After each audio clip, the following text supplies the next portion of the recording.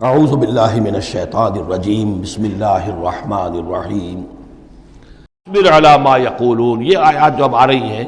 ان کی بڑی مشابہت ہے سورہ ہجر کی آخری جو 15 آیات تھی ان کے ساتھ۔ فاصبر علی ما یقولون، تو اے نبی جو کچھ یہ کہہ رہے ہیں اس پر آپ صبر کیجئے۔ وسبح بحمد ربک قبل طلوع الشمس، اور اپنے رب کی حمد کے ساتھ اس کی تسبیح بیان کیجئے سورج کے طلوع ہونے سے قبل بھی۔ یہ نماز فجر کی ہو گئی۔ وقبل غروبها، اور سورج کے غروب ہونے سے پہلے، یہ عصر کی نماز ہے۔ ومن آناء اللیل فسبح، اور یہ کہ رات کے حصوں میں کچھ گھڑیوں میں رات کے اس میں بھی آپ اللہ کی تسبیح کیجئے۔ یہ مغرب اور عشاء ہو گئی۔ واطراف النہار،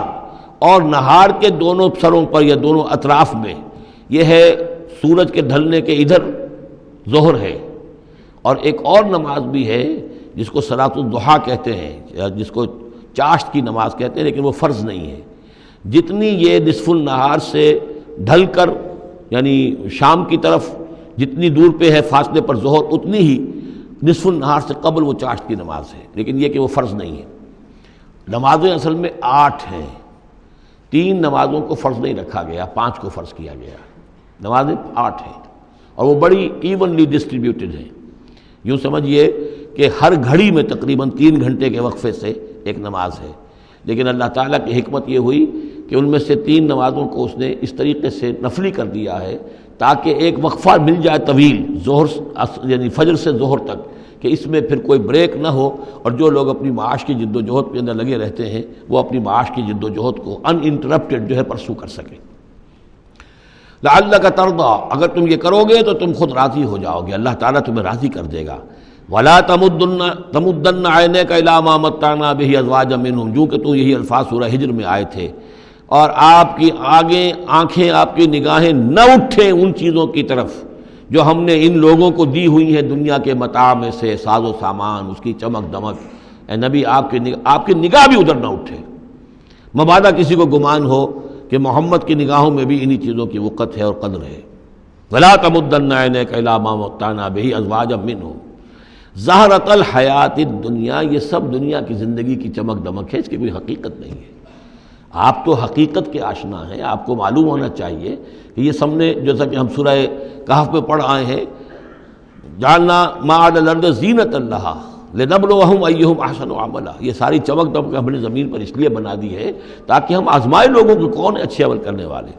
وَلَا تَمُدَّنَّ عَيْنَيْكَ إِلَىٰ مَا مَتَّعْنَا بِهِ أَزْوَاجًا مِّنْهُمْ زَهْرَةَ الْحَيَاةِ الدُّنْيَا لِنَفْتِنَهُمْ فِيهِ، اور یہ تو ہم نے ان کو اس لیے دیا ہے کہ اس کو فتنے میں مبتلا کریں، آزمائیں انہیں اس میں۔ وَرِزْقُ رَبِّكَ خَيْرٌ وَأَبْقَىٰ، اور آپ کے رب کا رزق جو اللہ نے آپ کو دیا ہے وہ کہیں بہتر ہے اور باقی رہنے والا ہے۔ اور وہ رزق کون سا ہے؟ سورہ ہجر سے اب اس کا موازنہ کیجئے۔ وَلَقَدْ آتَيْنَاكَ سَبْعًا مِّنَ الْمَثَانِي وَالْقُرْآنِ الْعَظِيمِ، اے نبی ہم نے آپ کو وہ 7 آیتیں عطا کی ہیں سورہ فاتحہ کی، جو بار بار دہرانے کی ہیں، جو ایک بندہ مومن کے لیے گویا کہ وظیفہ ہے۔ کتنی مرتبہ جو ہے ایک نمازی کتنی مرتبہ سورہ فاتحہ پڑھ رہا ہے، تو ہم نے سبع من المثانی والقرآن العظیم آپ کو دیا ہے۔ یہ جو روحانی غذا ہم نے آپ کو دی ہے یہ کہیں زیادہ قیمتی ہے، کہیں زیادہ عمدہ ہے، کہیں زیادہ باقی رہنے والی ہے۔ وَأْمُرْ أَهْلَكَ بِالصَّلَاةِ وَاصْطَبِرْ عَلَيْهَا، اپنے گھر والوں کو بھی حکم دیجئے نماز کا اور خود بھی اس کے اوپر جم جائیے، قائم رہیے۔ لا نسألک رزقا، ہم آپ سے کوئی رزق نہیں مانگ رہے، نحن نرزقک، ہم خود آپ کو رزق دیتے ہیں۔ والعاقبۃ للتقوی، اور عاقبت جو ہے اصل میں بہتر ہے انہی کے لیے کہ جو پرہیزگاری کی روش اختیار کریں۔ وقالوا لولا یاتینا بآیۃ من ربہ، اور وہ کہتے ہیں ان کے پاس تو ایک ہی مرغی کی ایک ہی ٹانگ ہے، کہ وہ کہتے ہیں کیوں نہیں ان کے پاس آئی کوئی نشانی، کوئی حصی معجزہ ان کے رب کی طرف سے۔ اولم تاتہم بینۃ ما فی الصحف الاولی، کیا ان کے پاس آ نہیں چکی ہے وہ روشن نشانیاں کہ جو پچھلی صحیفوں میں تھیں؟